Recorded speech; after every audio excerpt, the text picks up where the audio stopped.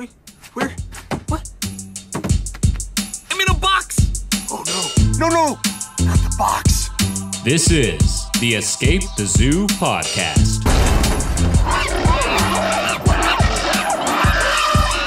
With your host, Daniel Clark. All right, well, Jed, thanks so much for being a part of this. I'm super excited. Obviously, I'm a big fan and really appreciate you taking the time. But let's jump right in. You just got back from the Tibetan Peninsula yesterday, right? How was it? Yeah, just up on the Tibetan Plateau for a 20-day shoot. It was good. Pretty productive, super challenging conditions, super challenging environment.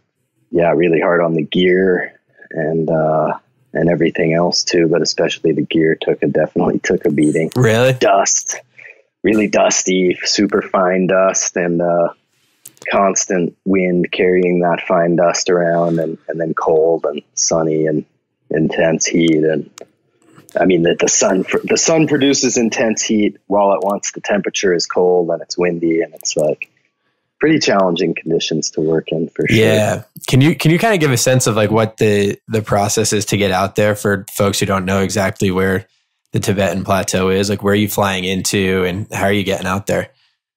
Yeah, sure. So I fly in and out of Chengdu, China most of the time, and that's basically a 24-hour trip from my house if it all goes smoothly by way of Denver and San Francisco. Okay. And that's kind of the first 24 hours. And then from Chengdu, usually I have to wait one night because the flight that I was taking leaves early. So a night there and then a flight up to a place called Yushu, which is in Qinghai province. So you're getting pretty far out into Western China. Okay. And Yushu lies at around 12,000 feet. So usually spend another night there. And that kind of serves two purposes. One being to get a night of acclimatization before you head out to even higher places. Right. And also, in China, you have to register with the police when you land or when you stay anywhere, basically. And staying at the hotel effectively registers you. They do your registration process. Oh, okay. So, yeah, it's a Tibetan area, and all of those are kind of sensitive or tricky when you're as far as the government end of things. So right. That first night kind of gets you registered and into the place, and then you can go out from there. Basically from there out to the ultimate place where we spent the largest chunk of time is about 700 kilometers driving, and damn, mostly on marginal roads. So that takes a couple What kind of car are you in? Oh, we traveled in a group. We bring two cars in case one has issues or whatever, because it is again where we ultimately go pretty remote. Mm-hmm. And they're like I don't actually remember even what brand those things are. I think they're Mitsubishis, but they're like a Land Cruiser Jeep type of thing. Yeah. And drive out in two of those, normally with a couple drivers. And we actually drove out there pretty slowly this time, stopping to shoot and look for other locations along the way too. And so once you get there, can you talk a little bit about what the Tibetan Plateau looks like? What's the ecosystem like? Yeah, the Tibetan Plateau is pretty diverse in terms of the different environments that are encompassed up there. It down in some of the lower canyons on the eastern edge, you're in thick forest, big giant trees, temperate old growth forest. And then as you move further west on the plateau, you get out into the what I would consider more of the proper plateau itself, which is kind of similar landscape to where I live right here in Bozeman, Montana. Actually, it's of big open plateau, big open meadows and fields, and then backed up by big mountain ranges. Badass.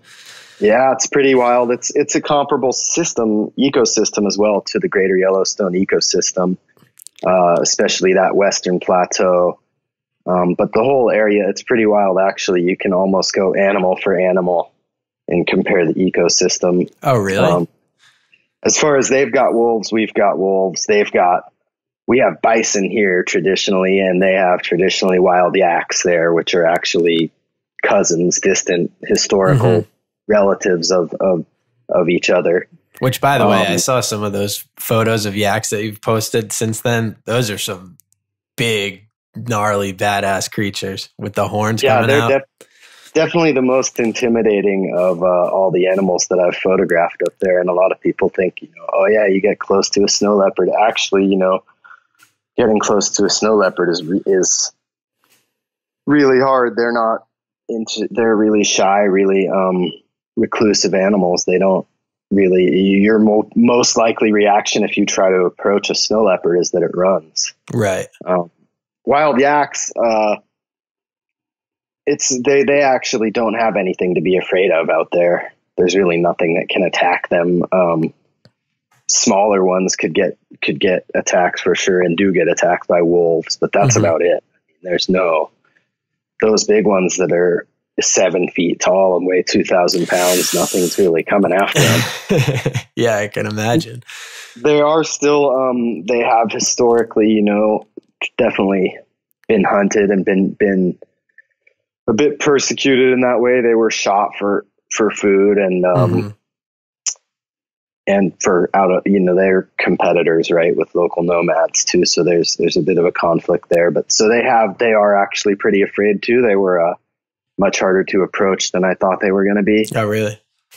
But the ones that we did manage to get close to, once you get close to them, it's definitely pretty intimidating being that close to them. There's nowhere to run out there. It's a barren landscape. There's no trees for hundreds of miles in any direction. So yeah, you're kind of out there squared up, right? It's you and him, and he's definitely bigger.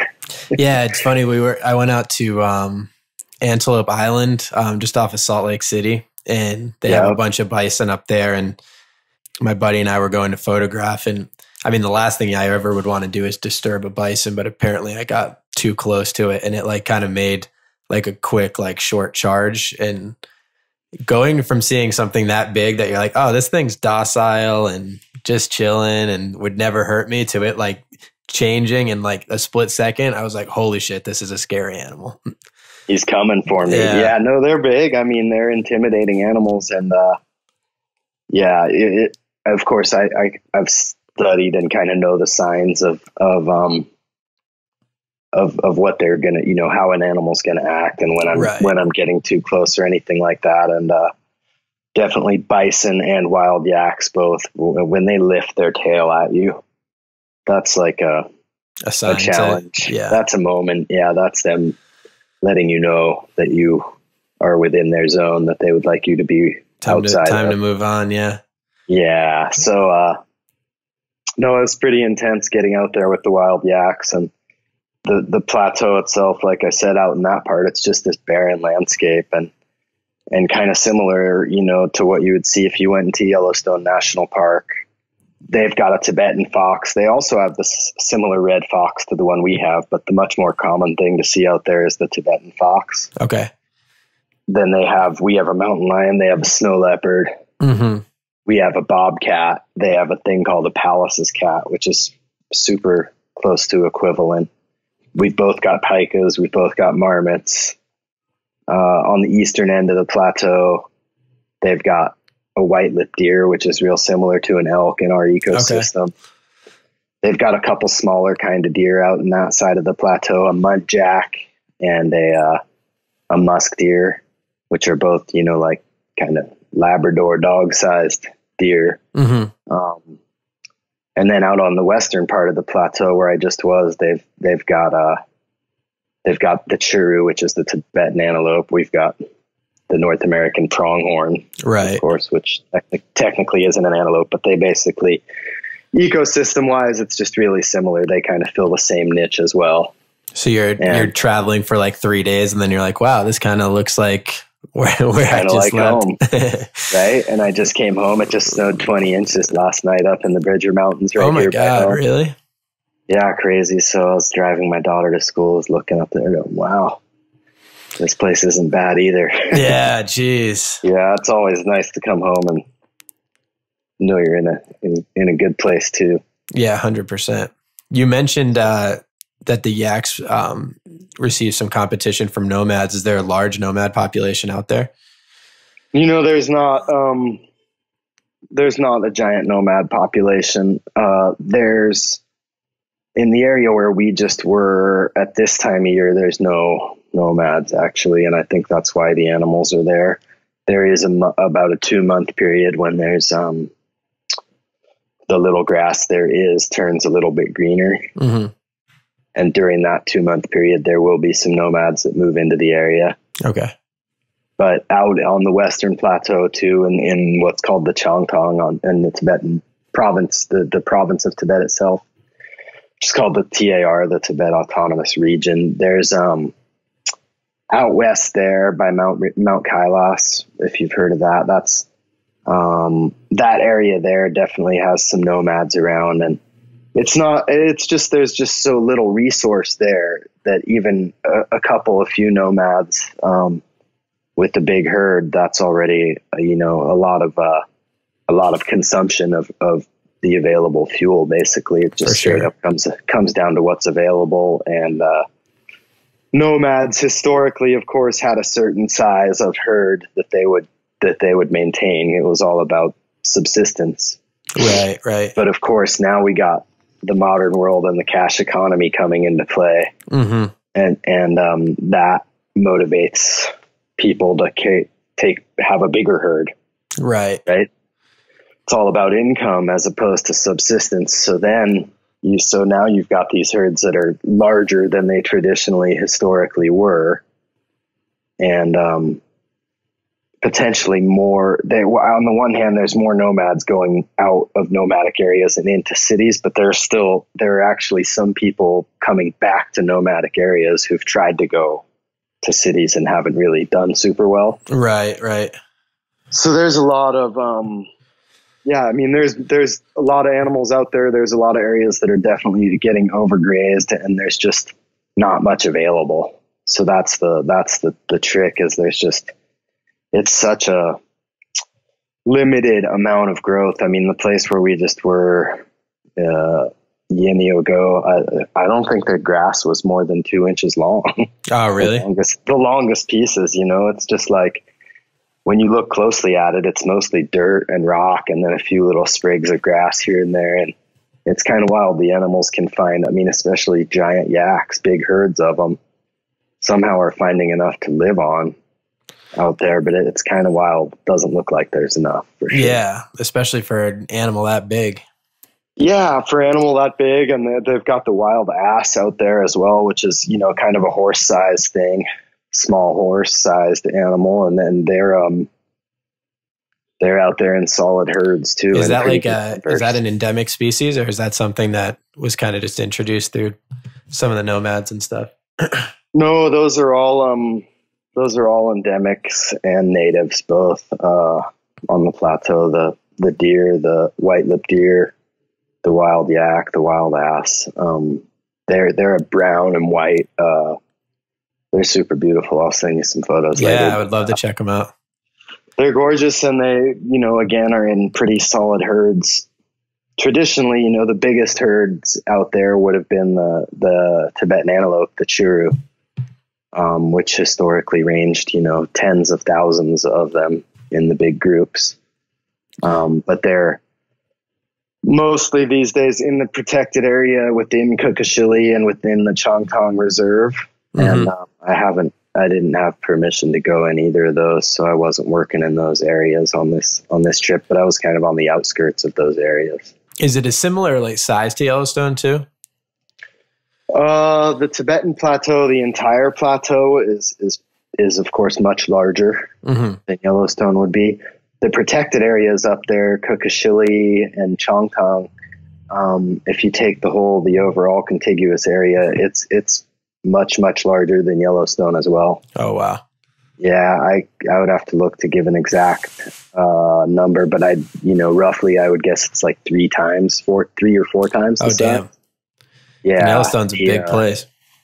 Yellowstone's big. A lot of people don't actually know, but the western part of the Tibetan Plateau, which is the Changtang and Kukashili and one other nature reserve right next to it, all the three of those together form, outside of Greenland, the largest protected area in the world. Really? So yeah, it's a massive, massive area. Is that a recent protection, or is that something that's just been in place for a long time? The Kukashili, those reserves have been in place for a long time. The level of protection's definitely gotten better. That's over great. time. Yeah. And now they're creating some other new parks in the eastern part of the plateau, the Sanjiang Yuan. While our government's moving to unprotect things and not necessarily in a direction that I'm super excited about. The Chinese government actually is creating massive national parks. Really? They just announced the formation of a bunch of new national parks. The one on the northeastern end of the country, up by the North Korea Russia border. Okay. Is that park is sort of specifically designed for the Amur leopard and the Amur tiger, the Siberian tiger. Oh, cool. And that park is 60% again bigger than Yellowstone. Oh my God. So, yeah, they're creating a bunch of massive new national parks, huge protected areas. The area where I was just working is going to fall within a place that'll be the Sanjiang Yuan, the Three Rivers Park. So that'll be another huge protected area. It's surprising because, with China, at least from a standard Westerner perspective, you always hear about like the exotic animal trade or something like that. So it's surprising to hear such a progressive stance. Is there a reasoning for it? Is it like an economic thing? They're trying to drive tourism there? Or is it more of a philanthropic kind of altruistic type of thing? Both of those things, but I think what's really happening is, what we've seen is also true as far as huge cities and some major pollution issues. Mm-hmm. And I think it's sort of the wave or the trend through which most countries have to pass. But it's become the pollution, the development's reached a point where people in the cities are at a really acceptable, really, standard they've never been at. Everything's been getting better for everyone, except for they're just choked by the smog. The pollution that within the cities, there's some epic pollution problems, and it's super apparent. It's super in your face. You can't see across, you notice you can't see across the street in Beijing on a bad day. Oh God. But it's like, Delhi's the same way. Lots of these cities in Asia that are like, at that point in their development are like that. I forget what city it was here where the river caught on fire, or like, yeah, even whatever. LA is not great.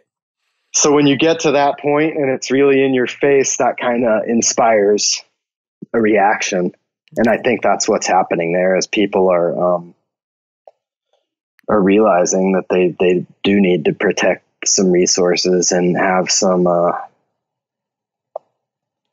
have some protected areas, protect the animals, protect the wildlife. There's, of course, there's this problem with wildlife trade in Asia, in China, in Vietnam, especially.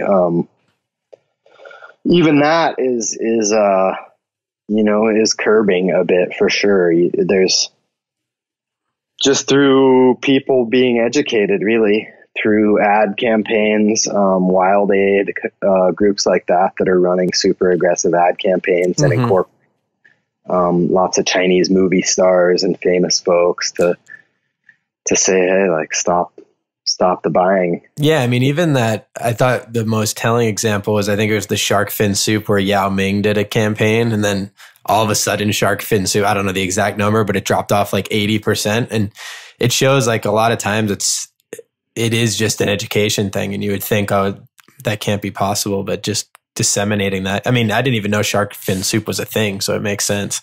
Right. It's huge. It's just education and getting guys like Yao Ming on board, that's huge. That guy's like such a hero that you get that guy on board, and he points it out, and there's change. There's good positive change afoot over there. Everywhere's got issues and everywhere's got challenges, but like, I definitely get pretty, I get bummed out. I mean, watching the news about what our country's doing, our president right now, what he's doing is just crazy. Yeah. It's just, I mean, at a time where everybody else is seemingly more progressive to help protect the lands, and we're sitting here like barely holding on to what we have. It's not a very promising sign. No, it's crazy. And I mean, we're, reducing the sizes of protected areas. We're selling off public lands to private interests. We're doing all kinds of crazy things that don't make sense. And our president's trying to push coal. Yeah, it's it's crazy. It's the backwards. Chinese, like the thing over there is the coal issue has been an issue for a long time, and it's so much in their face that the last thing anyone wants is more coal. Right. They're like, it's like they've seen the other side, like all the types of lobbying that are like, oh, the greenies don't want us to use coal. It's like, well, they've seen that the other side is true and are trying to switch back. Yeah, and just how dirty coal is. They've been living in it for a long time, and they're over it. They've watched coal mines collapse. They know that there's a whole underground coal mining thing that happens there, but they're just scrambling to get enough energy to run the place. Yeah, but they see no future in coal. That's for sure. Whereas it's just crazy to think what our president's perspective is on those kind of things. It just, none of it has any logic. It to me is mind blowing. It's just like, yeah, it's so backwards, so reversing of what should be happening. Well, the scary thing that worries me too is it's things that are very hard to reverse.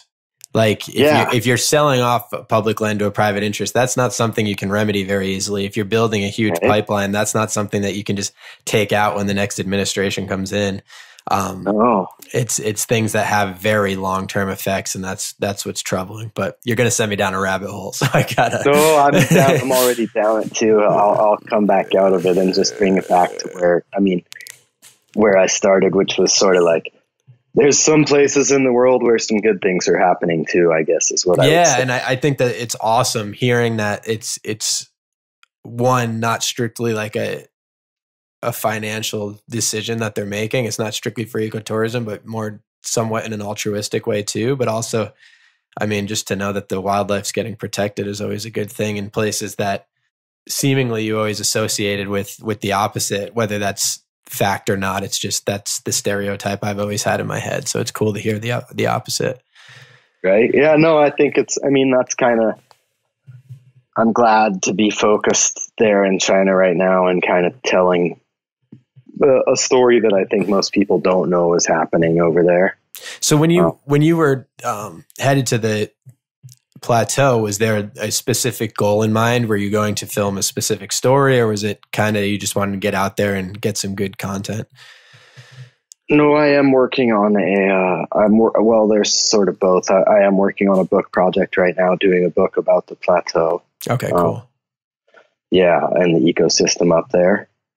But I usually do go for specific. I usually kind of set each mission up with a specific couple goals or whatever, just to give me an area and kind of a focus. And then of course you shoot what you find.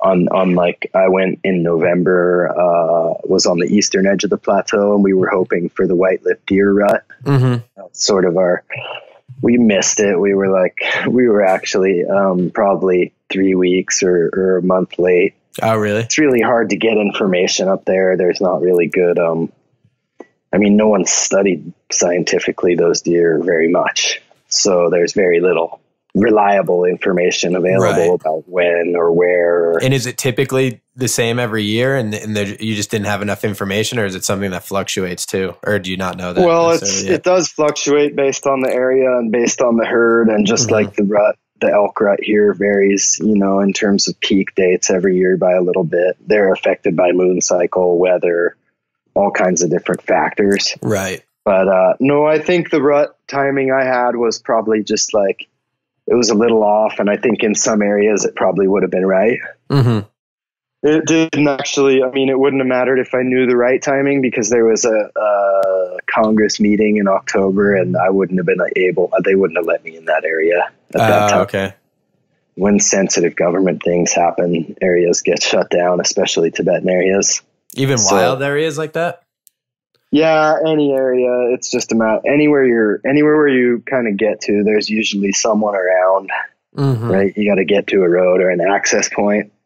So people, you're known, you're there, and you got to deal with the government on it. So, yeah, it wouldn't have worked in October anyways, but that was what our kind of goal was. And we ended up finding an area that was really cool just by like going for those white-lipped deer, but we didn't even find the big stags until, 10 days into our trip or something. Oh, wow. We found a few of them. They were hanging out super high up at a little over 5,000 meters, 17,000 feet plus. And they were done rutting. We saw some smaller stags that were running around still trying to chase the females, but they weren't the big ones, you could tell. And then whatever. So we found those big ones, but it was, we missed the rut. We still got some footage of the deer and some photos, and it was cool. We didn't get them fighting. Right. What is like the physical toll that takes? Do you have to like prep really hard to go on these trips if you're climbing these vast wilderness areas? I spend a lot of days to research and talk to scientists, talk to anyone who's been in areas. And then I have friends that I work with over there that I'll send out ahead of time too, to go to an area, ask questions, and kind of try to figure it out. And then there's a bunch of gear prep and stuff that goes on from my end, depending what I'm bringing as far as camera traps or regular gear or whatever. I usually also work with a videographer too. So I had a video guy with me on both of those trips, my friend Matty Baker. And then, yeah, just, so there's some logistics to do with that, with the big camera and rail systems and that kind of stuff. So there's definitely, a few days of prep and packing and stuff that goes into it. And are you backpacking? A lot of research. Are you driving mostly into these areas and then walking on foot from there, or what is it? Yeah, a little of both. A little bit of both. I've had more luck, actually, to be honest, getting closer and spending more time with the wildlife by using the car, like for locating and approaching and stuff. But it depends. And we will backpack or horseback into some areas. It's tricky given like the way our cameras and gear are these days. They require so many batteries, and especially we've been working a lot with the aerials, with the drone, with the that battery requirement's pretty significant. That's a huge charging load. Yeah, I think my drone goes up there for like 20 minutes tops or something. Yeah, like our that. drone, we were lucky to get 15-minute flights on this trip, and then each flight is 2 batteries. So we had 4 sets of batteries. We had 8 batteries, and then there's the batteries for the screens, and then you got to charge the remote as well. Oh yeah. And then you got to keep your screens that attach to the remotes. Those have to stay charged too. So it's a big load for that. And then the red camera that we've been shooting, that thing has huge batteries and a huge power load that it consumes. So that's badass. You shooting on a red? Yeah, we've been shooting everything red, 8K red footage. Damn. Yeah, I'll send you. I'll send you the video we made from November. We had a really good shoot out there. Yeah, I'd love to check it out. Yeah, it's pretty cool. I think we were the first people. I don't know, actually. Some other people thought we were the first people to film a wild kill by a snow leopard, so that was pretty cool.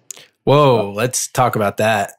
So snow leopards, aren't they like pretty much the hardest animal in the world to be able to find? I don't know if they're the hardest. They're challenging, though. I'll tell you that. I watched this documentary called, I forget what it was, like Ghost Leopard or something on Netflix, and the whole documentary was a guy spending like 3 weeks out there, and then I think at the end they're just, yeah, we didn't find one, and I was like, oh, okay.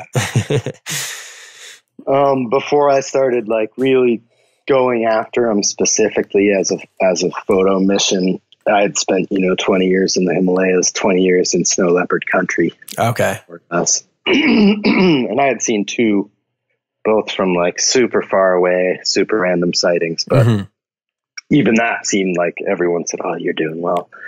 But no, a couple, 2016, I think it was, a friend of mine called me up and said, "Hey, I've got a place where they are. Like, you should come up here. I'll take you out there." That must have been a fun phone call to get. Yeah, it was cool. He was like, "I'll take you out there." He had actually just been working with Disney on their movie Born in China. Okay, cool. And so yeah, he took me out to that location, and we spent, I think, almost 3 weeks, close to 3 weeks. We had some issues. We had to go back and deal with the government, pay some money and negotiate some things and whatever. But no, we spent a few weeks up there looking for snow leopards, and we definitely saw a few of them, and it was super cool, and got to photograph them, and not at close range, but at reasonable distance at least. It was pretty wild experience and a pretty wild place to check out, and had some good Pallas cat sightings and some good wolves and a bunch of different stuff up there. It's a cool area. And it was a little weird as far as the people. It was sort of the least friendly, least welcoming Tibetan area that I've been in. And usually Tibetan areas are super open and friendly and nice. And what do you think the reason for that was? Yeah, I'm not sure. I don't know what I know there were some strange interactions between like the Disney crew and the local people. And the Disney crew, in that sense, I actually mean the Chinese crew that was sort of working for the Disney crew. Okay. There was a mixed, that production. I don't know exactly how it went down, but I know that there was a lot of different people involved, and I don't think all the interactions were positive. Totally awesome. And I think that in order to stay there, I think some large fees were paid out. Mm-hmm. Yeah. And then I think once that happens, when someone else comes in, and of course, like, it's just me out there shooting. I wasn't even on an assignment. It was totally for my own self. So then they're like, you come in and they think you're Disney too or something. Yeah, that makes sense. But I don't know. It was a cool area, cool experience. Did you have to hike up really? Because they're in crazy elevations, right? Yeah. So by the time you get out to that side of the plateau, pretty far out in the center, starting to get to the western side, you're already, even just being on the plateau, you're already at 13 to 15,000 feet. Oh, 13 and a half to 15. Yeah. So just like driving across the flat grassland and looking up at the mountains, but you're at 13 or 15, between there, 13 to 16,000 feet. Was it hard to adjust? I like go back and forth a lot, and I'm fairly used to it. I guess I don't have I have a good constitution for altitude or whatever. I've not had many major altitude problems or like adjustment problems. Right. But like that place right there where we were working, the building, we were staying inside of a kind of abandoned building next to a monastery, and that building was like 15,500. Wow. So then from there, you're driving out in the day and hiking up and, going to ridges and different things. So yeah, we were like between 15.5 and maybe 17.5. And so what was the kill that you got on camera? Well, so that was actually that was a separate trip this past November when we went for white-lipped deer. Okay. And, we couldn't really find the deer the first few days we were there. We were kind of searching around for the deer and seeing big herds of blue sheep. Basically, we saw that the terrain was appropriate and the prey available, everything looked right for snow leopard country. We were like, this place has got to be snow leopard country. Right. And my guide Sutram had spotted a wolf, and I was looking for the wolf in the spotting scope the second day up there and spotted a snow leopard. That's cool. Slope. So I was pretty stoked, and we followed him that morning. he didn't do much that morning. And then the next morning, I'm pretty sure it was the same cat that we saw again. And we actually saw him chase that next morning. We saw him chase a big male blue sheep.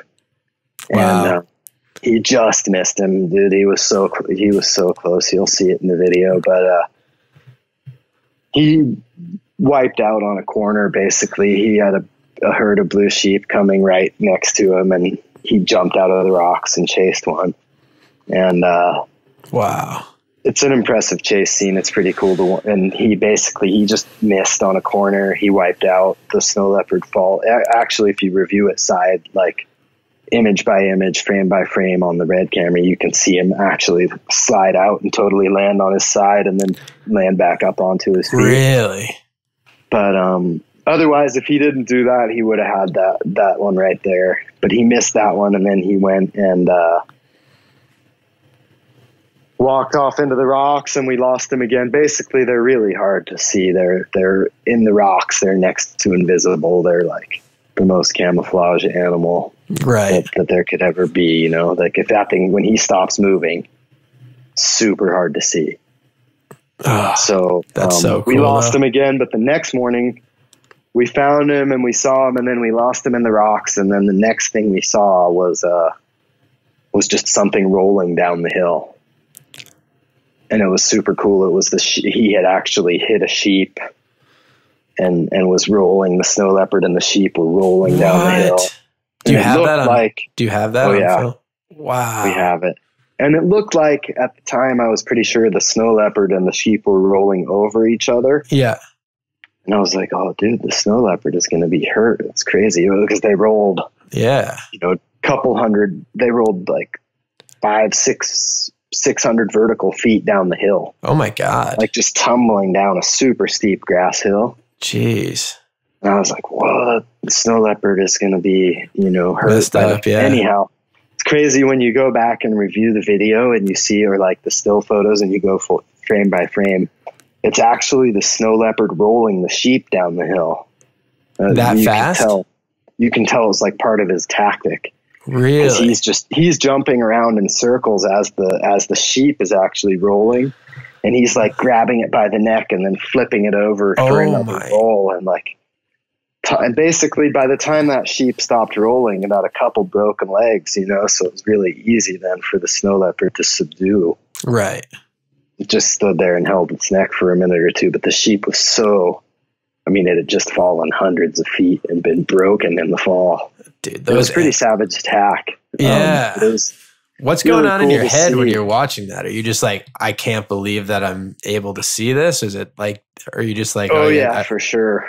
No, I was just hoping that I wasn't missing the shots, Right. No, it's awesome to watch, and then you're just trying to remember to shoot as well. Yeah. Like, shoot this good. It's super cool. And there had been, I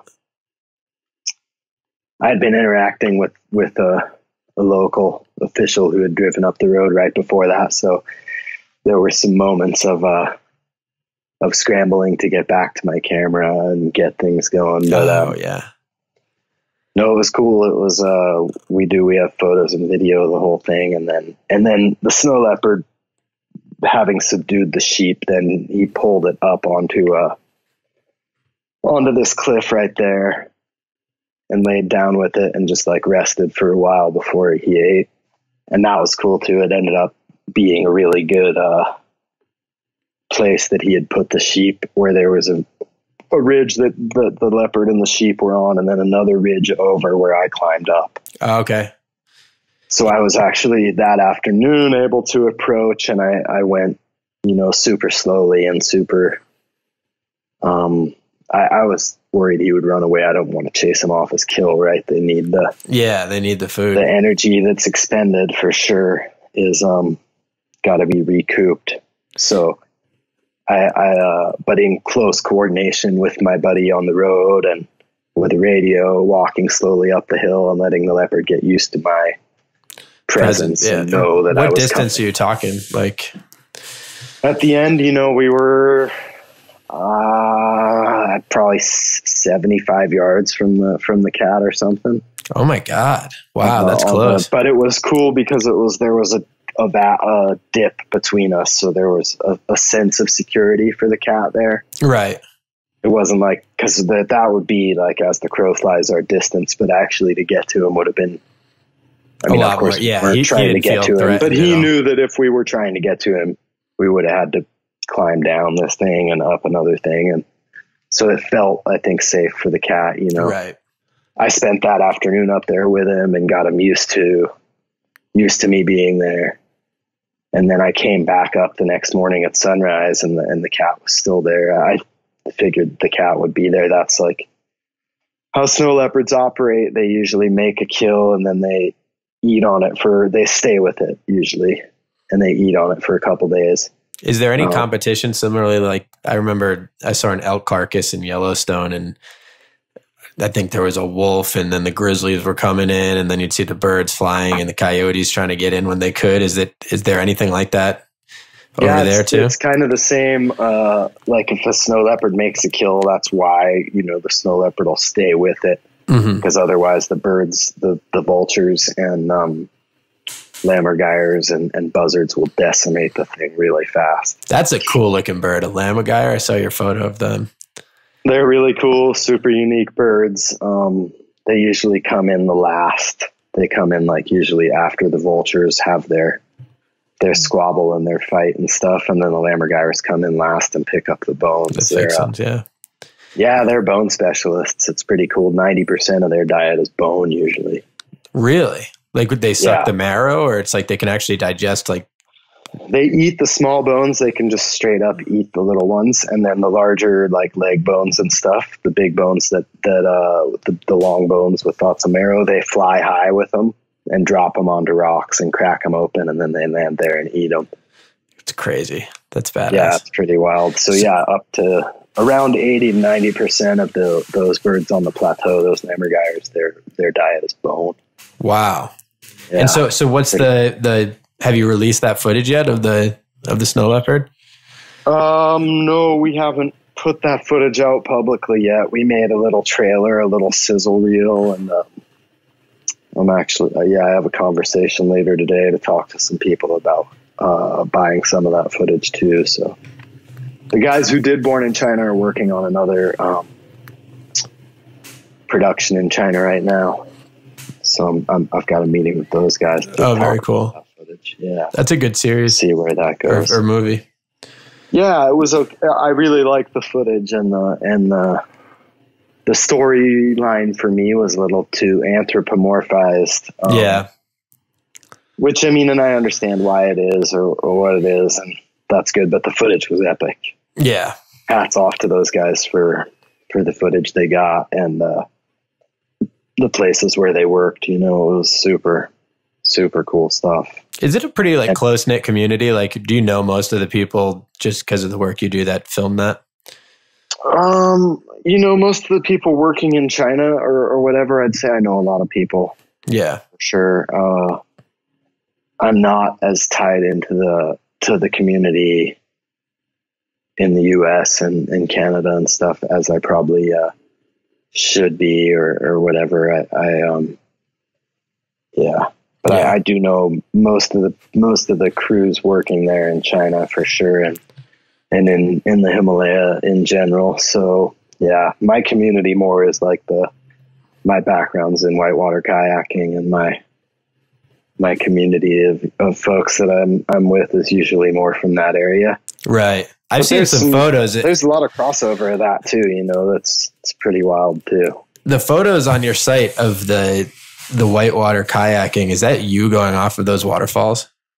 No, that's mostly not me. I was like, holy shit. Those are like 50 foot. Am I exaggerating? Yeah, 50 to no. Some of I think there's probably even some 100-footers on there. Bequia Falls and stuff is like 98. Crazy.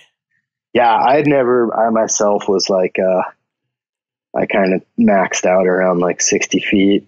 And that's still, I was, like our generation. Yeah, that was kind of where we took it. And then the young kids, the next generations definitely stepped it up a notch, How'd you get into that?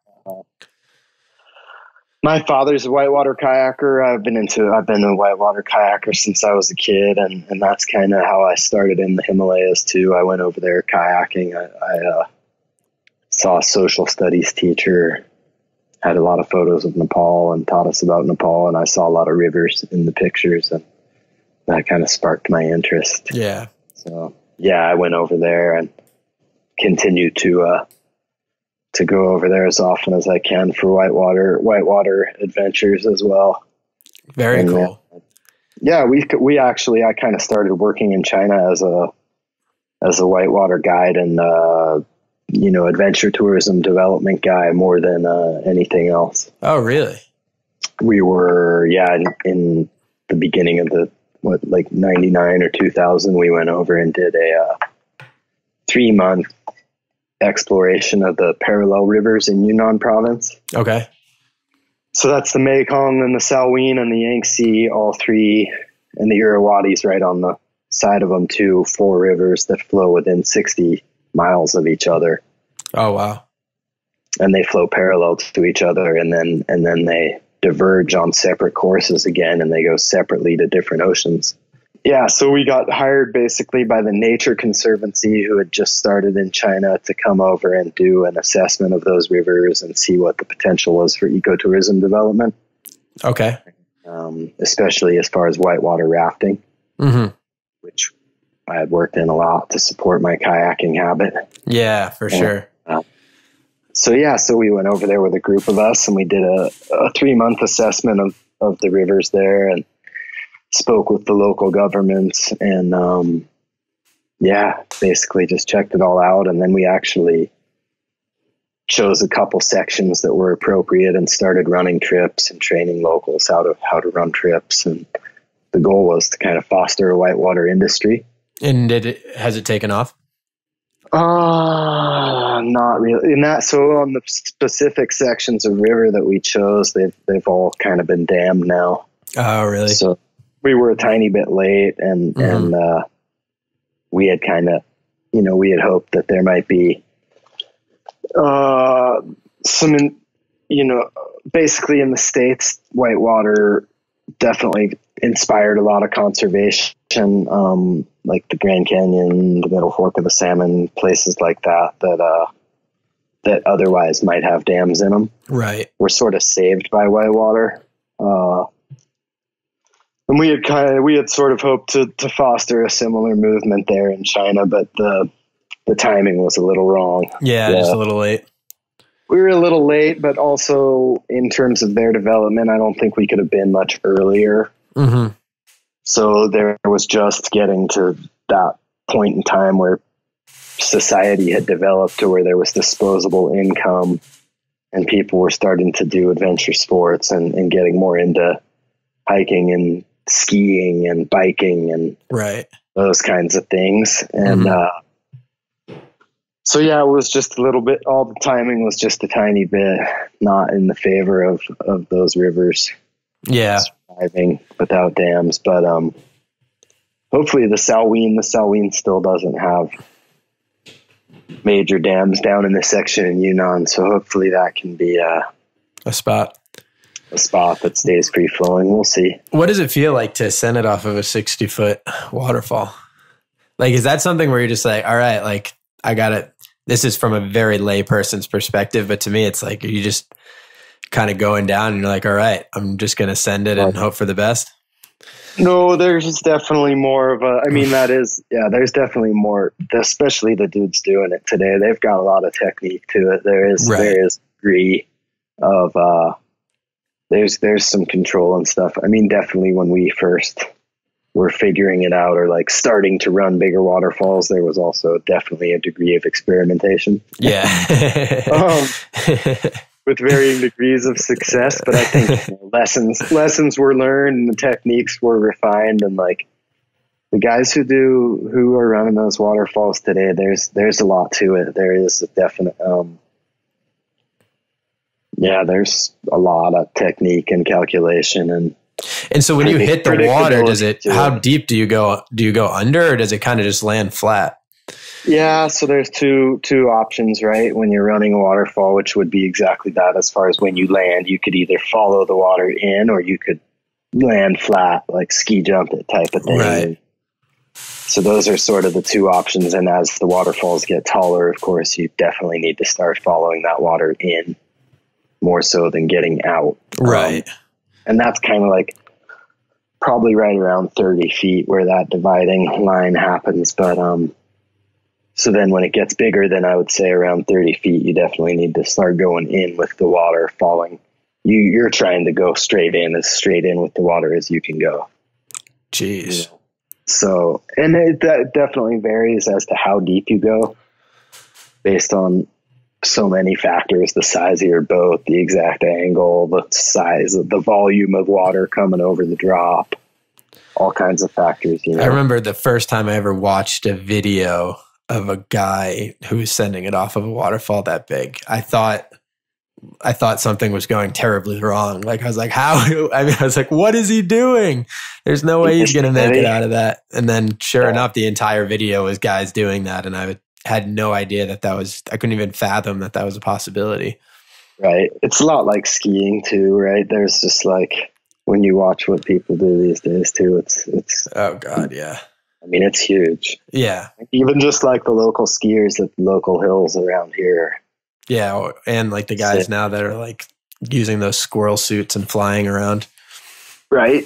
Ski to base jump and whatever. Yeah. There's all kinds of different people doing crazy things out there these days. So you go over there to start doing some of this water assessment for the ecotourism. When did it start to transition into more wildlife stuff? Or had you been a wildlife photographer before then? Had it always been a hobby, or was there like a clear defining kind of moment where it shifted? Or are you still kind of doing both? I still work a little in both, but I do a lot more natural history stuff now. We were doing that assessment for the Nature Conservancy. So I was meeting, all their scientists and all their people and learning a lot about the conservation issues. My friend Jim Norton, who we were working with, his father, Ed Norton, had started the Nature Conservancy's office over there.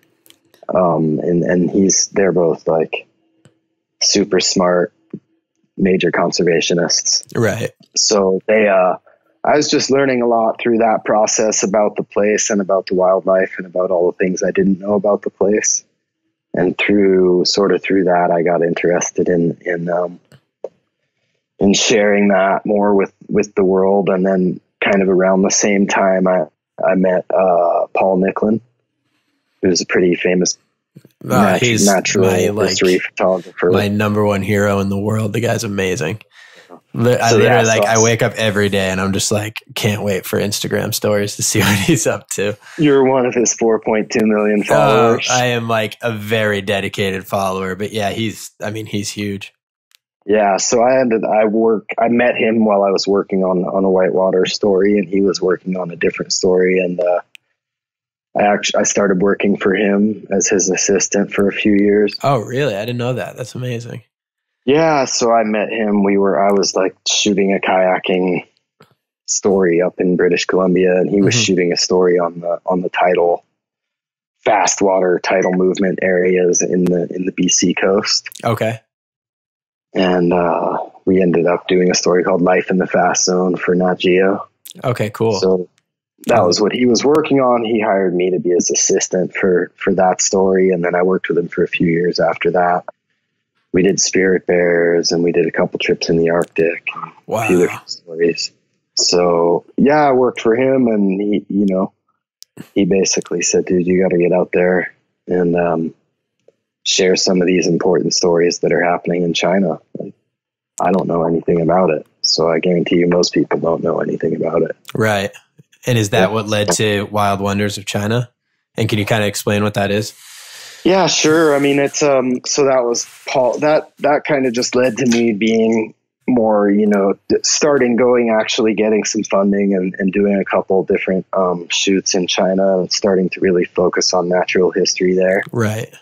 Yeah. And I at one point ended up meeting, a Swedish photographer, Staffan Widstrand, I met him at a National Geographic meeting, and he was real interested to do Wild Wonders of China project. And then we met again another year or two later in China. We were both working for a Chinese photographer, Xi Jinping, at one of his workshops, and we were sort of the foreign presenters.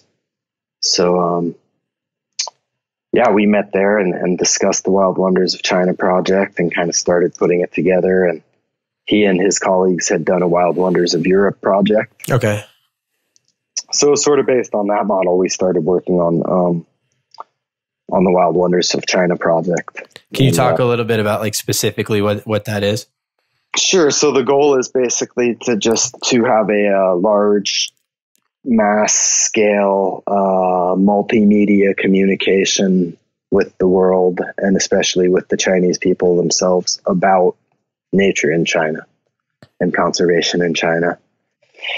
There's just a lot going on that people don't know about. There's a lot of even species of animals that people don't know exist over there. Right. That includes foreigners, and that includes Chinese too. But I mean, if you ask most foreigners to name an animal in China other than the panda, right? The panda being the exception to the rule, then people couldn't tell you much about China. Right.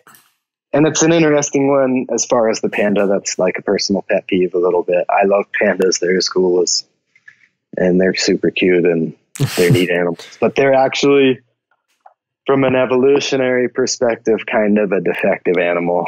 They're not. Well, they don't have sex with each other, right? Isn't that? They're not. There's just nothing successful about them, really. Yeah. Like the fact that they even still exist is kind of a surprise to me. Mm-hmm. Like I would have thought they would have gone extinct a long time ago. Really? There's so many things not in their favor in terms of their limited diet, in terms of how slow and inept they are, mm-hmm. in terms of like, when you think of a bear and you think of a black bear or a brown bear, or, even like a sloth bear, or like any kind of bear is kind of badass. I think that's what makes them so endearing, though. They're so except for a panda bear. Yeah, they're so cute and goofy. Sits there on his ass eating bamboo. They're kind of like too slow. Like if some really tasty animal stood right there in front of them, they still couldn't catch him and eat him. Right. And everyone thinks the panda bear, all he wants to eat is bamboo, and that's like, but no, when they find a dead animal, they'll eat on it for sure. Oh, I didn't know that. Oh yeah, but they're just too inept to catch anything. They could never catch anything. So there's no, it's kind of just, they're a funny animal, and they're cool and they're cute and the whole thing, but they're kind of they're not a badass. Like most bears are pretty badass. The panda bear is not badass. They're like cute. That yeah. I forget which movie it is that has the panda, or like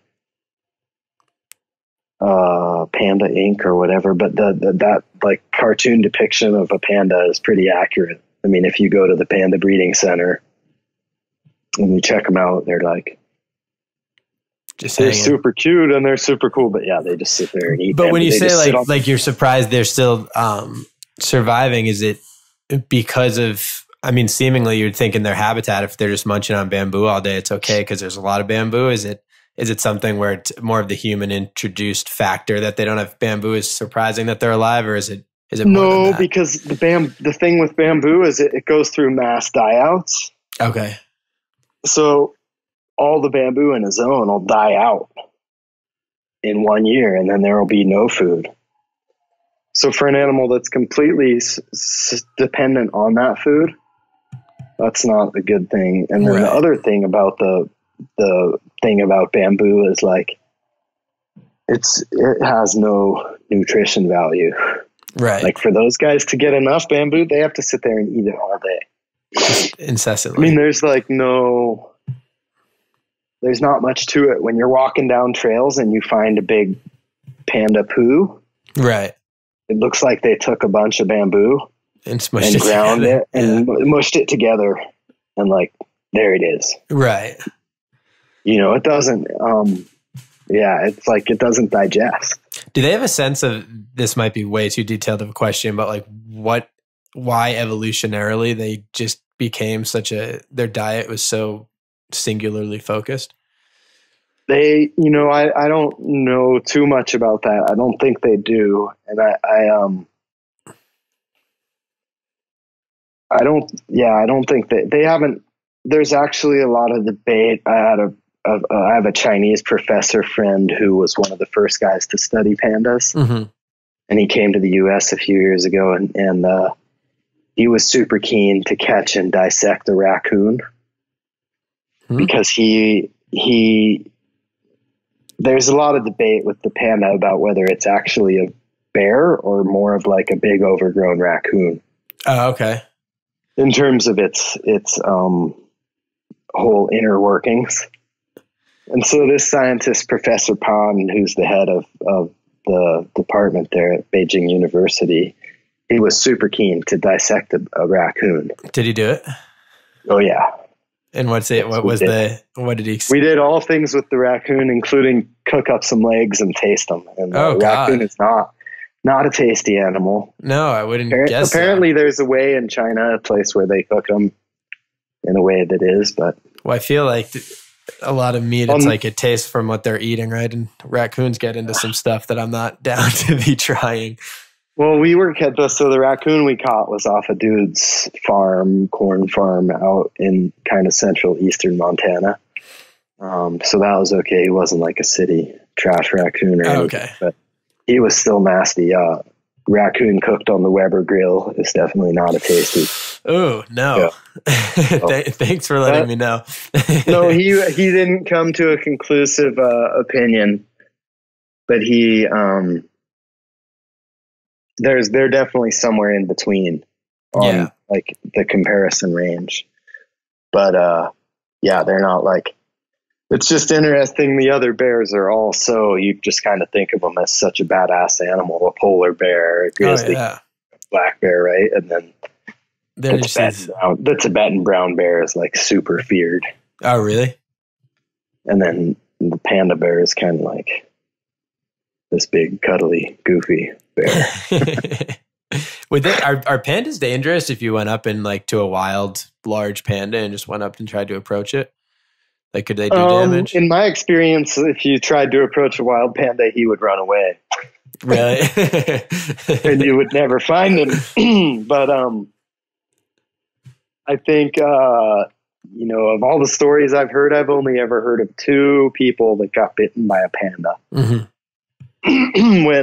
When Professor Pan and Dr. George Schaller had their initial panda research in this, I think it was 79 to 81. Mm-hmm.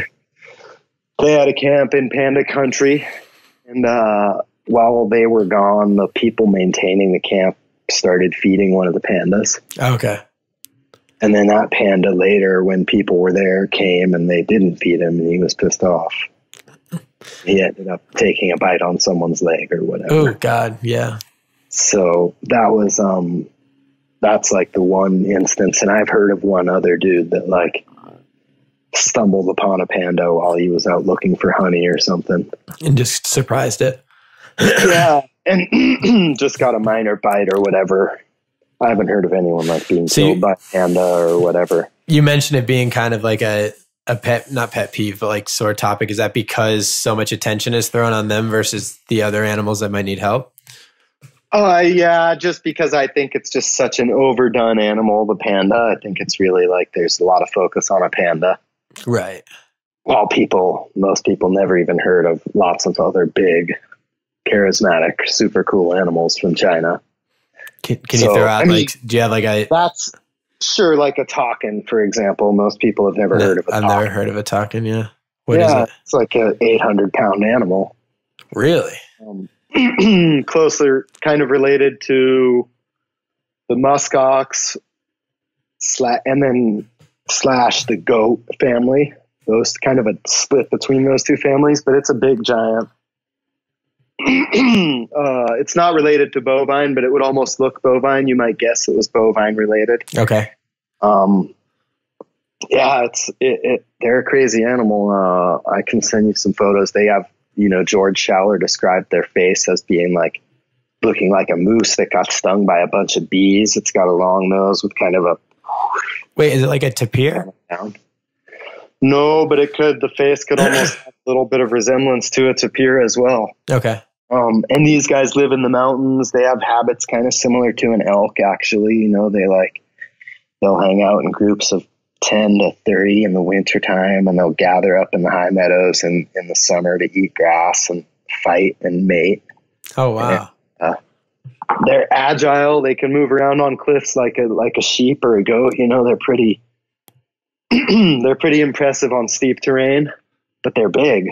Right. You know, a big male's 1,000 pounds probably. Oh my God. And they got horns flat on their head, kind of look like a musk ox.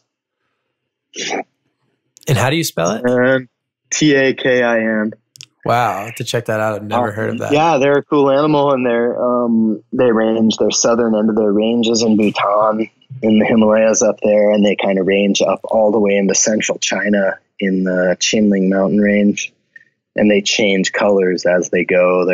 They're brown in the southernmost end of their range, and then up in the Qinling in the northern end, they're blonde. Wow. And blonde animals, they're beautiful. Oh my really God. cool animal. Nobody's ever heard of them, and even in China, most people haven't heard of them. Jeez. So there's all kinds of different animals that exist there that just aren't really known. You know, the snow leopard, of course, is known, but the Pallas's cat's not. You know, or there's 27 species of primate that most people don't know living in China.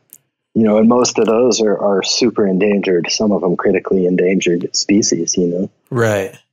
I think China. the most endangered primate species in the world is the Hainan gibbon. Really? Yeah, there's 22 of them or something. God. Are they? What is the conservation effort? Is it super intense with how they're protecting them right now? It is the Hainan. You know, it is super protected. There's been a lot of development on Hainan Island, but their area is super protected at this point. And you know, whether or not that 22 will make a viable future population, you know, who knows? But they've had 1 or 2 births, you know, with no deaths in the past few years. So That's good. There's an effort there. There's a bunch of species of gibbon within China, though. I mean, the Hainan gibbon's in a tough place. It's on an island, of course, Hainan Island, and there's limited room for expansion there. Oh, okay. So it's a lot of like habitat loss and stuff. Yeah, for sure. And then there's a historical poaching issue and whatever that's been taken care of. But there's a lot of other species of monkeys and gibbons in China, you know, all over. They just discovered a new species of, they named or declared a species of gibbon, a new species just a couple years ago, the Skywalker gibbon, which is out on the Burma border, out there, Myanmar border. Was it named after Star Wars? It was. Yeah, it was. The researchers who determined it to be a separate species were big Star Wars fans. It's the Skywalker gibbon. And there's, you know, a snub-nosed monkey that was discovered there maybe 7 years ago or something that wasn't previously known, also in that same Burma area. So yeah, there's lots of different species of primates, species of animals that people don't know about in China. Well, I mean, China's so big. Like, I think that's what is often lost on. I mean, when you think about, say, you talk about ecosystems and wild wonders of China, you just always like group it as one mass. And then when you start looking at it, you're like, that's almost an entire continent. It's just the amount of different ecosystems and animals that are throughout that area. It's mind blowing. Yeah, the diversity is pretty. I mean, the actual numbers are kind of small in some of the species for sure, because of different issues that have taken place over the years. But and especially habitat loss being the main one, but also poaching having been an issue. But just considering the diversity of ecosystems there is pretty wild, because you've got the lowest elevation place in the world out in the desert, in the Taklamakan Desert out in Xinjiang, up to the highest place in the world at the top of Mount Everest. Right. You've got deserts, you've got rainforest, you've got, full on tropical rainforest, temperate rainforest, wetlands, plateau. You've got this incredible diversity of ecosystems that people don't realize exists there. And so, they're, third in the world in terms of mammal diversity. Oh, really? Yeah, which you would never think of, but that's, they're either third or fourth, depending where you look on whose calculation of it you do. But basically, yeah, it's super impressive actually. And most people just don't know that there's like a lot of wilderness in China, a lot of wild areas, a lot of areas that might not totally fit the wilderness definition in terms of people are there, but there's still animals there and there's a coexistence happening. That's cool. So, yeah, it's pretty wild. There's a lot more than people realize, I would say. Do you have a particular place that stands out as the favorite in China? I really don't, to be honest. I mean, I do focus a lot on the plateau. I do spend a lot of time in Tibetan areas, more so probably than anywhere else. But I like the cold. I like the high. I like the mountains. So I kind of naturally gravitate that way, and I like the rivers. I like the place. So, but no, I really, there's a lot of different areas that I still want to explore. There's a lot of places that, a lot of varied ecosystems for sure. And lots of places I haven't been still. Lots of places. What's the next 5 years looking like? Is there bucket list items you're hitting off, or is there a certain project you're focusing on or want to make sure you're getting to? Not really specifically as far as a project right now in the works. Couple different book and video projects sort of on the go, but they're a little bit, vaguely defined at this point. But I definitely want to spend more time out in the furthest west part of China, out in Xinjiang, bordering all the stands out there. That there's a bunch of different mountain ranges and areas out there that I haven't explored much at all, that I'm super keen to get out and start spending some more time in that area. So that'll definitely be a focus within the next 5 years. But beyond that, we'll see. We're kind of seeing where it leads. But that area is definitely going to be a focus. You'll be seeing more work from that place. And then, of course, the plateau, hope to have this book done in the next year to year and a half. Cool. So I'll be spending a bunch of more time up there and working on some more species. Hoping I got to go find a good place for wolves up there. Yeah. High on the list is to go get a group of wolves a little bit habituated, a little bit accepting of my presence, so I could do that. I was hoping to see more wolves on this past trip that I just did. We did see quite a few. I mean, but they were. Yeah, I think we were still in areas with too much human activity. And so the wolves were pretty nervous, skittish, scared. Yeah. Are they similar wolves to what you'd find in like the West out here? Yep. Yeah, same wolf, basically, almost identical. Oh, really? A tiny bit different, but basically the same wolf. Yeah, more or less the same wolf.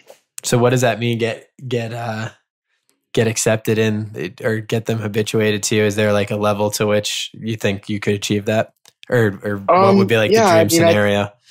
No. I think if I can find the right group of wolves, if I can find a group of wolves that hasn't necessarily interacted with people much, and spend some time with them, I think that that's generally the thing. Once they see that you're not a threat and whatever, they'll usually kind of let you see what they're up to. I found a family of Tibetan foxes. It was I've seen that photo. It's gorgeous. I'll link it.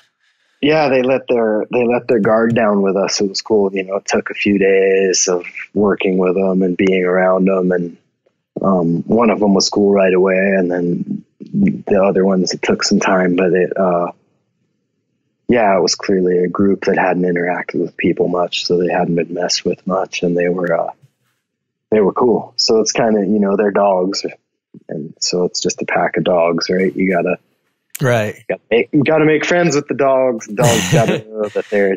It makes you think like what life was like back before, like when humans were first kind of getting involved in these ecosystems. If it was kind of like more of a Snow White scenario where you could be friends with everybody. Yeah, I don't know.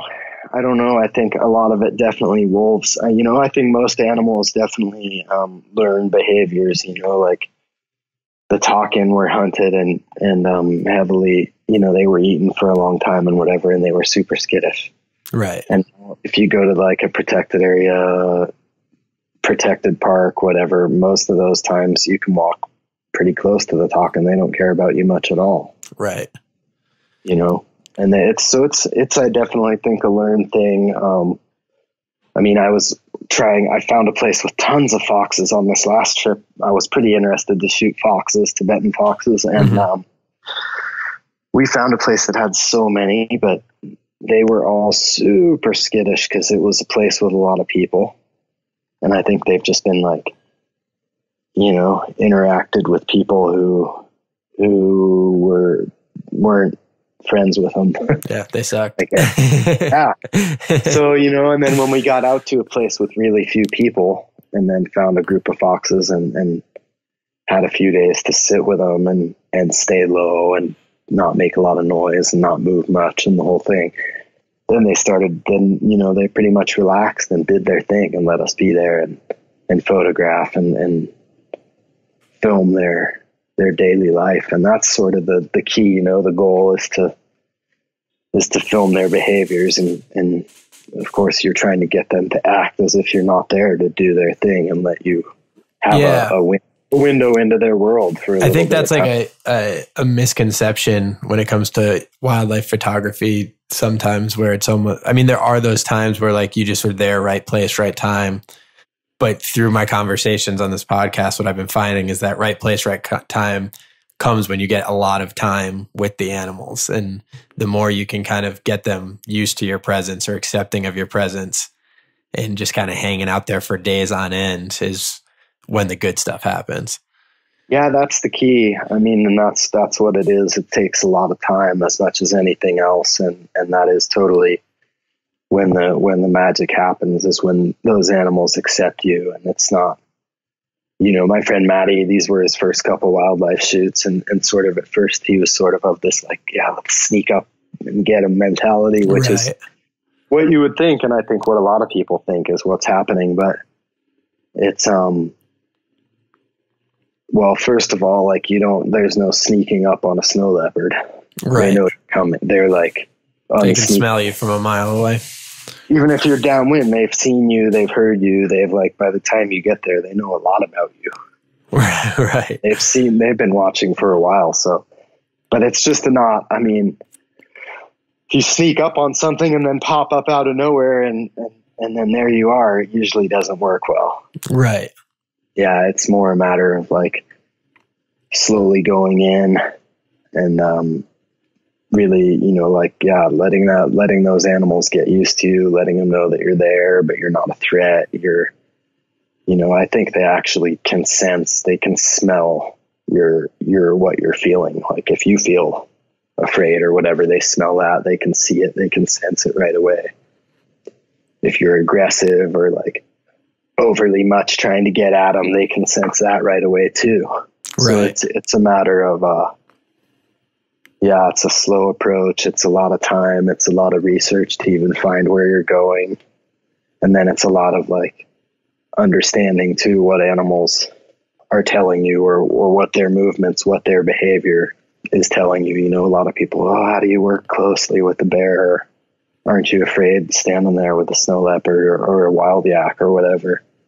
And I worked with when I was working with Paul on Spirit Bears, we worked with a Native First Nations Canadian guy, Marvin Robinson.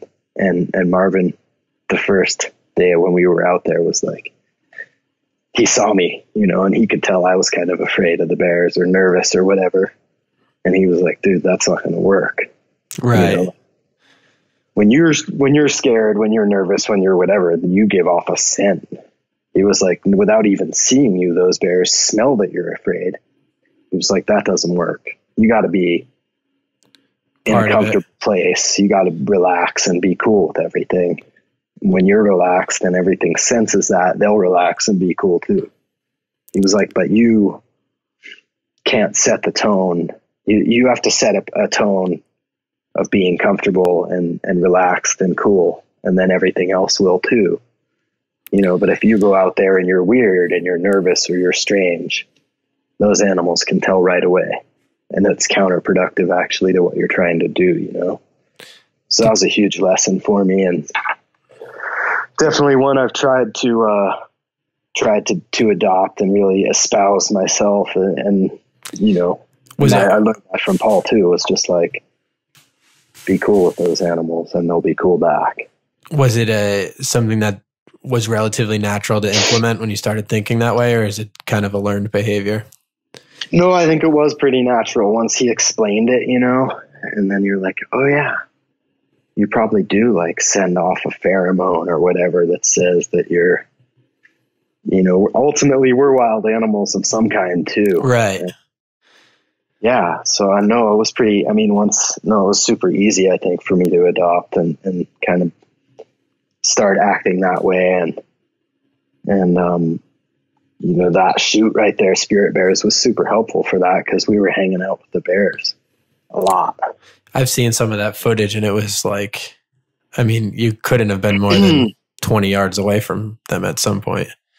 Yeah. I mean, some of those bears would actually like go catch a fish and bring it over and eat it right next to you.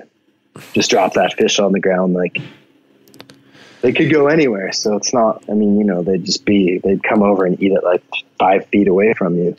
Wow. So, you know, and I don't advocate in any like safety first. Everyone should definitely not be just like approaching bears or doing silly things around wildlife. But yeah, when you're working with them as a photographer and that's what you're doing, you definitely gotta try to be as natural and as cool with them as you can. And you got to know their behaviors. Bears have other signs too when they're stressed or that they give you that are signs for you that you need to know, you know, and all wild animals have those, and you kind of got to study them and talk to the scientists and talk to different people who've worked a lot with those animals before you go out in the field. So you can, you know, understand what those movements mean and what those animals are saying or trying to communicate with you. Yeah, which I think is also a very underappreciated aspect of it, is the studying that goes in beforehand to like understand not only where you're going, but how to approach, I mean, it's essentially like basically. You're hunting the hardest animals to find in the world without killing them. You're taking photographs of them. And I think when you think of how hard it is for certain people to go and hunt an axis deer, imagine trying to take a photograph of a snow leopard. I mean, right. It's not. Yeah, no, it's hard. It's like, I mean, hunting, you just need to get close enough to get one shot, you know? So it's kind of a one and done. Whereas photography and video work, you're trying to actually get in and observe the animal's life and behaviors. So there is a huge amount of research that goes into like, what are the behaviors of this animal? Which ones of those would make cool photos? What kind of photos of what behaviors do you want? There's definitely a huge amount of research and planning that goes into that, sketching images and concepts and that whole thing, you know. And just so that it's natural too, and they're not just staring at you the whole time. Right. Which is for sure. Do you have a specific experience that you would say is hands down like the most, like throughout your career as a wildlife photographer, just stands out as the most special? Well, that's a tough one, you know, because there's so many of them. Yeah. But, you know, like actually spending those couple days on the mountainside with that snow leopard was super cool just because I've seen so many of them. Mm-hmm. But I've never managed to actually really hang out with one before. So that was a super unique experience, just to get to hang out with that cat for those couple days and just kind of be in his world there. But, lots of magical experiences. I had a pretty cool, I had an afternoon with a spirit bear in the woods of British Columbia that stands out pretty nicely. I actually found that, I found the spirit bear asleep in the woods, sleeping on this beautiful bed of moss and like with his head up on a really nice pillow. Oh my God. I photographed him there sleeping and then he woke up and he actually, he woke up and kind of chilled out, stretched out, and then, sort of took me for a walk through the forest. We wandered through the forest for a ways, and he sort of didn't really care about me, but he was just kind of meandered through the forest out to this estuary, and he went fishing there. And it was super cool. He'd bring the fish over and eat them right next to me. So and he was also really keen to catch only female fish. So he was like, he'd catch only the female salmon. They look different, a female and a male spawning salmon. And then he would bring the female over and hold her down and then just surgically with one claw, open up the belly and take only the eggs. Really? He was a caviar eater. Oh my God. Yeah. He was pretty fat. He had a big blueberry stain on his butt from eating blueberries up in the meadows for a few months. And he was just he would just only eat the caviar. He'd open those eggs, open those fish up, take the eggs, and go catch another. Wow, that's a happy bear if you can be that. It was pretty wild. That picky. Yeah, the one time I even saw him like catch a male fish by accident, and he was just pretty much disgusted by it, and he just chucked it on the bank. Can you tell pretty easily the difference between the two? Like as a human? Yeah. Yeah, when they're spawning, yeah, you can. They're kind of a different color and a different shape. Oh, wow. Jeez. And so that was, but yeah, I've had a lot of different magical moments, with some animals, but those were definitely two of them, alone. I usually work alone or with a video guy, but basically usually working alone. Right. And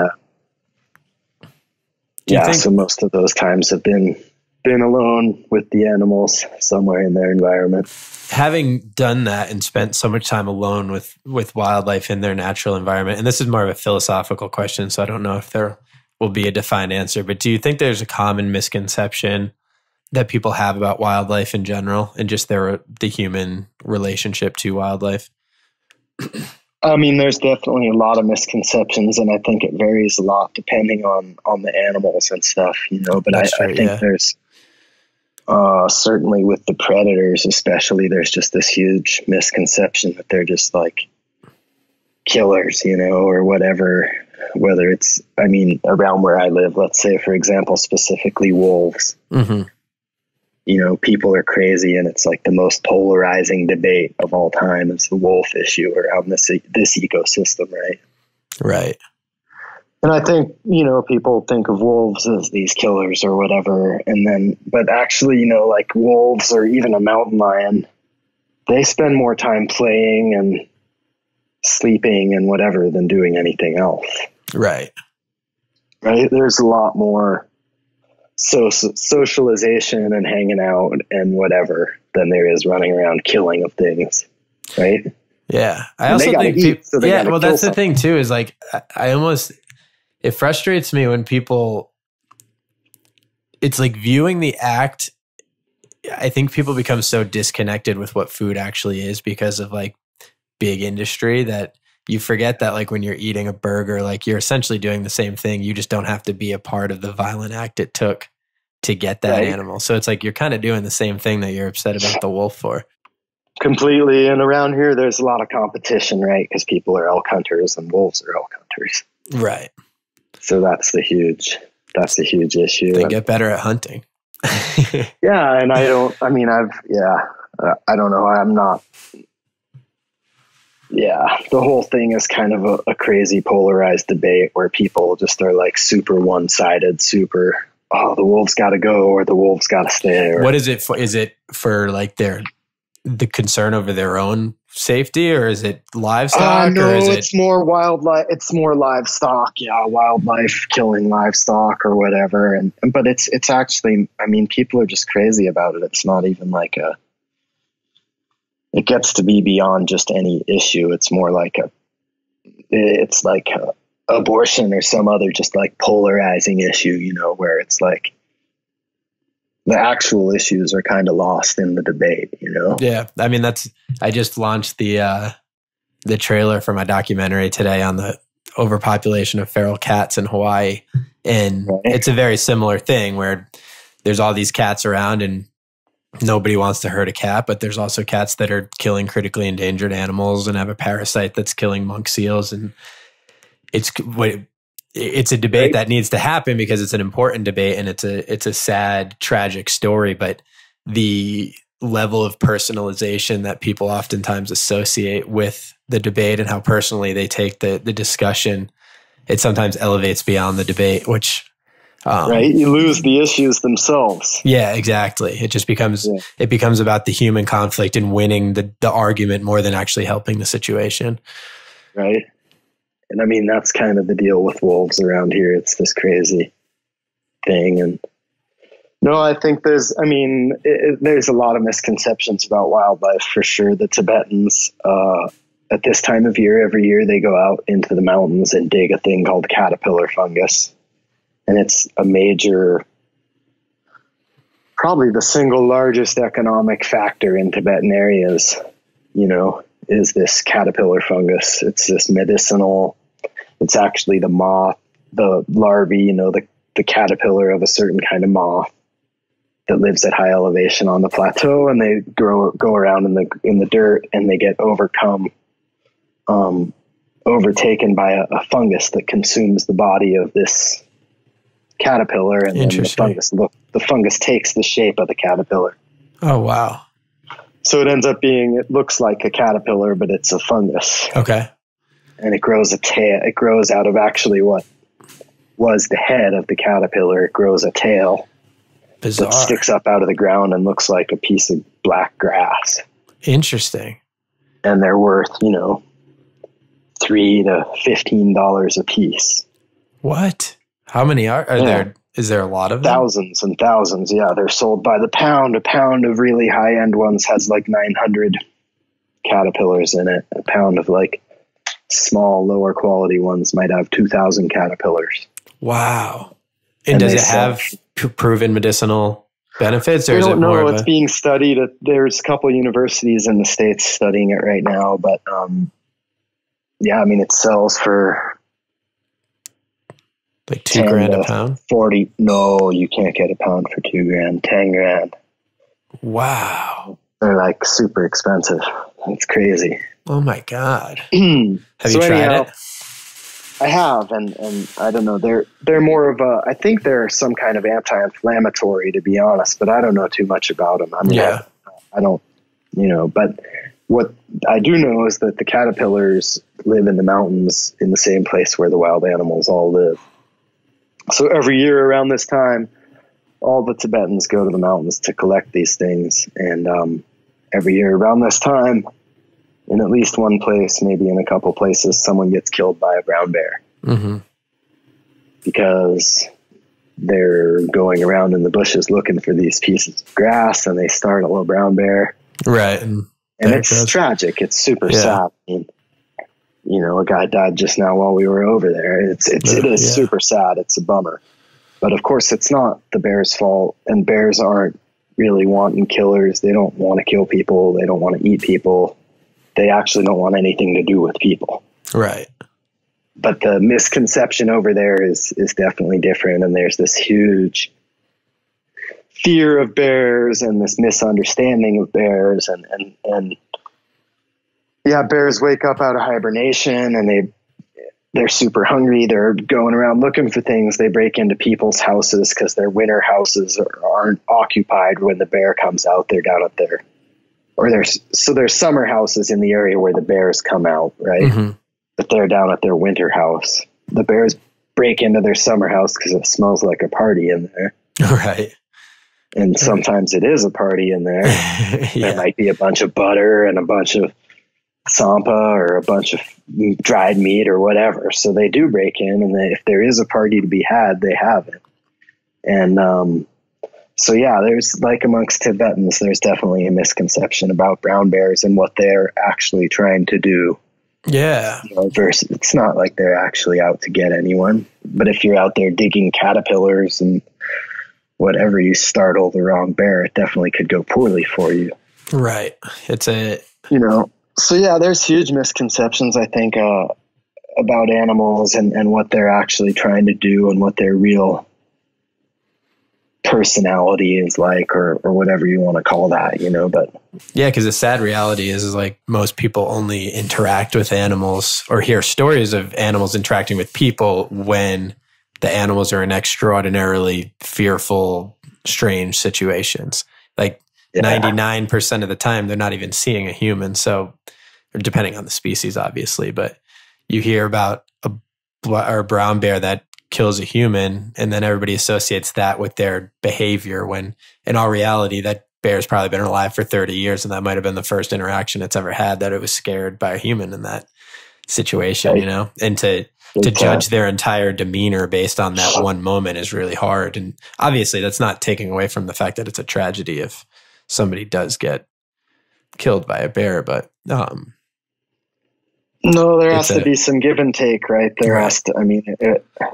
There's enough people on the planet now to where anywhere we work things out, people are going to be living in proximity to wildlife, and we need to learn to coexist. That's the bottom line, is people and wildlife need to find a balance of coexisting, right? Of sharing of space, sharing of resources, whatever, and people that aren't willing to do that, they might need to live somewhere where there aren't any animals, like in a city, where there's different animals, less animals. Even the cities sustain these ecosystems within them. They of course don't usually include the like megafauna, right? But there's just the density of people these days on the planet necessitates that people in different places are going to have to live alongside the wildlife that's there. So we need to examine our way of thinking and our way of existing and try to make it so it's workable. This is a question that I hate asking, because I always, like, obviously where I stand because I'm a huge wildlife enthusiast, but for the average person, like, why should they care? Like, for somebody who lives in a city or lives in obviously a human dominated world, why does it matter that these megafauna even exist?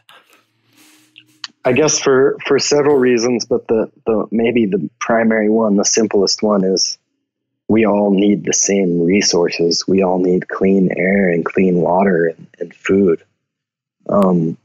Without, those are the foundation of it all. And protecting these animals means protecting their areas, so that in turn means protecting your water source, protecting the forests that provide you with the air that you breathe. It in turn means protecting the coral reefs. It means protecting the ecosystems that our greater ecosystem depends on. And as you commented earlier, there's this huge disconnect these days between people and their food and where it comes from, and a huge lack of understanding of what goes into it, Right. Not many people hunt their own food these days. Not many people grow their own food these days. There's not a huge understanding of what it takes for those things to happen. And that divorce, that disconnect with our planet is not a good thing for the world, for people, for the environment. It's great that we've made all this progress and we have these cities, and it's cool that we're making them more sustainable and more livable and more long-term existable. But there needs to be an understanding, right, of where it all comes from. Where's the food come from? Where'd that hamburger come from? what goes into that thing, you know, what's it all take? And, you know, there needs to be a movement towards that. And I think even for the people who will naturally tend to gravitate towards this podcast, which are people who are green, environmentalist friendly, I think even within that community, there's this huge misconception that, and don't get me wrong, like I'm not a hunter. I don't think I physically could ever kill something. It's just the way that I've done. But I've recognized throughout my entire life how hypocritical that is with how I kind of live my life in eating food, especially when you think of, I mean, the beef and cattle industry is arguably one of the worst things for the planet Earth that we do as a species.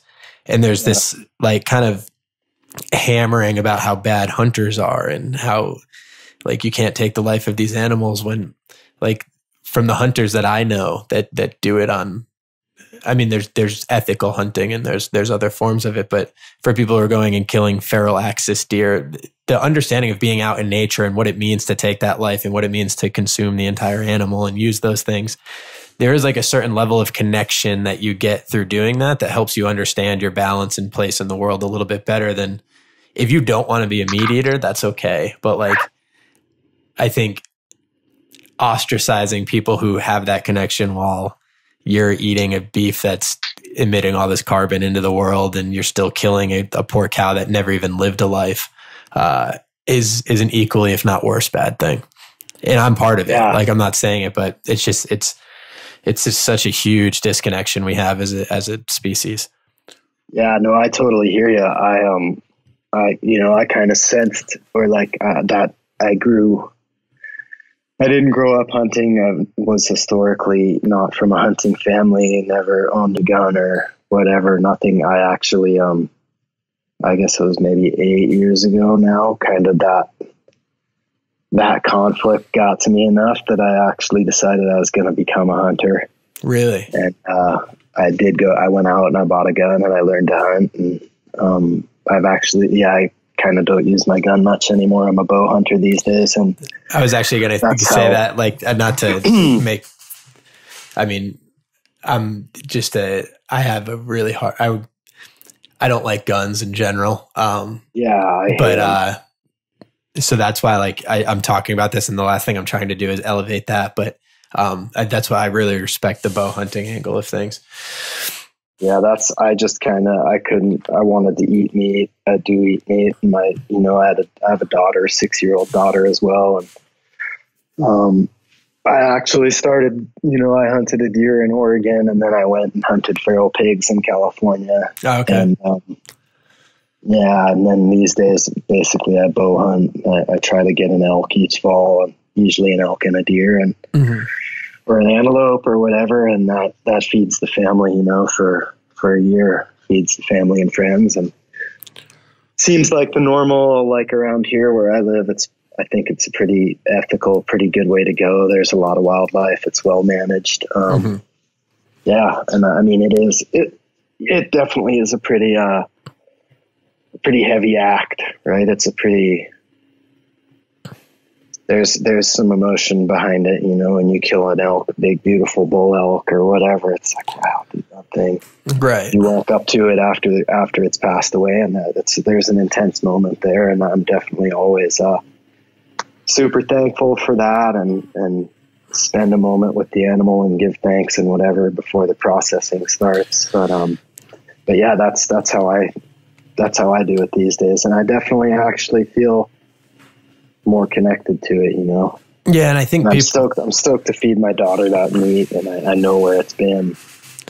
Yeah. And it hasn't been drenched in ammonia and all that stuff. I think it's something where like I have come to the conclusion that if I'm not physically able to do something like that, which I think I would really struggle to do if given the opportunity, then there's no excuse for me doing what I'm doing now. I'm trying to change that. So yeah, it's cool. It's always, those are all things that are to be examined. And I think it's partly dependent too on where you live. Yeah. That's and what true. Your ecosystem is and whatever. But I think, all of us, I think everyone existing as responsibly as they can within their own environment is is key and only becoming more so as there's more and more of us on the planet. And we have the awareness of it. We have the awareness that of what's there and how we could do it. So I think, each of us taking even the time to think about it or whatever is huge. Do you feel that through I've seen a lot of your photos that you spent some time with indigenous cultures and just different cultures in general. Do you find that the more in tune with nature or the more on the land people live, that there's a different understandings of the things we were talking about? Generally speaking, I'd say yes. There is, especially indigenous cultures, who interact more with their environment, who take their food more, who get their food themselves, basically. Right. I think there's a different existence that happens there for sure. I think people used to, I think even people in this country and people everywhere, though, definitely used to live more in touch with the environment, with the ecosystem, with the interacting with it and being part of it. And our modern world sort of moves us away from that, which is a tricky thing, I think. Right. But I feel like I could keep going for hours. I know we're getting tight on time here. I want to wrap it up with one question, but first, before I do that, where can people find you? What projects should they be checking out that you've done, and where can they look for things that are going to happen in the future? Sure. Instagram is probably the number one place where I am with photos these days, as far as I post daily, usually on Instagram as much as I can, unless I'm somewhere really strange where I don't have a connection. Right. So that's a good place to follow. And I'll link all that too. Cool. Yeah. Wild Wonders of China on Instagram is a good one too. And then, my personal website, which will be updated soon, hasn't had an update for quite a few years, but it should start to be more active here as well soon. Cool. So those are probably the best places to check and keep an eye on. And I'll try to keep word out there where things are going on or what's happening as well. Yeah. I want to hear more on that, or keep in touch on that Tibetan Plateau project. That sounds amazing. For sure. But I'll let you know as the book progresses. To everybody, I'm a huge fan, so please check out the work. I think you'll love it. To end things off, if you could put a billboard on the highway that could disseminate one message in 10 words or less that you think would be the most important message to get out into the world, what would it be? Oh, God, that's a tricky question. It is, yeah. What would I say? God, right now, right now, my personal, one biggest issue would probably be single-use plastics. Yes. It's through every ecosystem that I see, they're just such a huge issue. Let's get rid of plastic as much as we can. Amen. I'm not sure what the billboard would say, but it would say something to that effect, because it's just the crazy thing. Every ecosystem that you go to, it's just almost impossible to go to a place and not find some kind of a plastic piece, a plastic bottle, a plastic wrapper, a plastic whatever. And from the oceans to the Tibetan Plateau to everywhere in between, it's like our world is being just overrun by single-use plastic. And it's like, that stuff is toxic. It's made of crazy chemicals and colorants and all kinds of things, and it's attractive to animals, and it's pervasive. So that would probably be my personal current issue right now. It takes you out of it too, man. I forget where I was, but somewhere where I was I am in the most remote place I think I've ever been in my entire life, and then you see a plastic bottle and you're like, what the hell? It just brings you right back. It's just crazy. So yeah, that would be probably, and I think that's a simple thing. I don't think it's that hard. No, it's not. There's plastic alternatives, and let's push people manufacturers to adopt that technology. But B, it's just pretty easy not to use that much plastic. we can all use a little less plastic. Yes. Amen. And so, Jed, thank you so much. I think this was great. Thank you, super excited to kind of keep tabs on what's going on. I'm a huge fan, like I said, and thank you for all the work that you do and for being part of this podcast. And to everybody else, until next time, stay wild. Thank you so much for listening. I honestly cannot express how much I appreciate you taking the time. For all information regarding this episode's guest, social channels, books, how you can support, etc., please check out our show notes. If you enjoyed listening, please subscribe to the podcast. We are everywhere that you can find podcasts. Subscribe to Escape the Zoo on YouTube, follow Escape the Zoo on Instagram, like Escape the Zoo on Facebook, and please share with your friends. It honestly goes so far and means so much to me. And lastly, if you'd like to be emailed with each new podcast and any other major Escape the Zoo updates, visit escapethezoo.tv and sign up for our email list. Thank you.